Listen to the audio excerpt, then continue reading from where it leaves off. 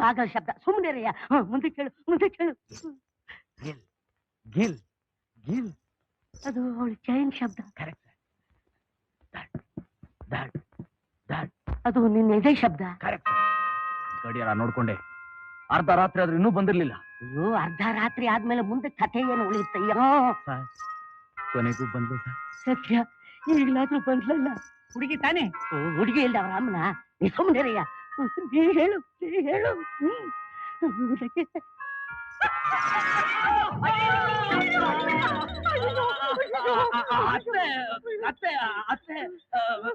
ನೀವ್ಯಾಕೆ ಇಲ್ಲಿಗೆ ಬರಕ್ ಹೋದ್ರಿ?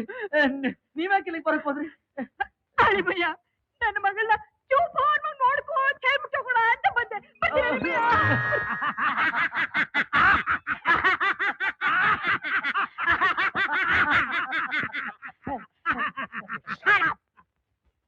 ಎಂಥ ಸಮಯದಲ್ಲಿ ಬಂದ್ಲಯ್ಯ ಅವಳ ಅತ್ತೆನ.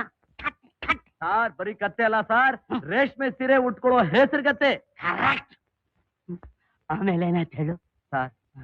ಸರ್ ಆಮೇಲೆ ಅವಳು ಬಂದು ಸರ್. ಯಾರು ಗೊತ್ತಾ ಸರ್? ಅದೇ ನನ್ನ ಹೆಂಡತಿ. ನಿನ್ನ ಹೆಂಡತಿ. Correct sir. ಅವಳು ಬಂದು ಸರ್. ಅವಳು ಬಂದ್ಲು. ಬಂದಾಯ್ತಲ್ಲ, ಮುಂದೆ ಕೇಳಯ್ಯ. ಬಾಳ ಹೊತ್ತು ಕಾಯಿಸ್ಬಿಟ್ಲು ಅಂತ ನನಗೆ ಮಹಾ ಕೋಪ. ನಾನು ಅವಳು ನೋಡ್ಲಿಲ್ಲ. ಹಾಲು ಕೊಟ್ಲು. ಅವಳ ಮುಖ ನೋಡಿದ ತಕ್ಷಣ ನನ್ನ ಕೋಪ ಹಾಗೆ ಕರಗಿ ನೀರಾಗೋಯ್ತು ಸರ್. ಹೋಗುತ್ತೆ. ಹಾಗೆ ಎದ್ದು ಅವಳನ್ನ ಮುಡ್ದೆ ಸರ್. ಮೈಯೆಲ್ಲ ಚೂಮ್ ಅಂದೋಯ್ತು. ಅನ್ನತ್ತೆ. ಅವಳನ್ನ ಹಾಗೇ ನೋಡ್ತಾ ಮೆತ್ತಿಗೆ ತಪ್ಕೊಂಡೆ ಸರ್.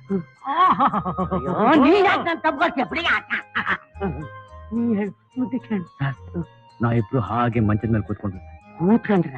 ಇಲ್ಲ ಸರ್, ಆಮೇಲೆ ಹಾಗೆ ಮಲ್ಕೊಂಡು. ಬಿಟ್ಟಾಯ್ತಲ್ಲ.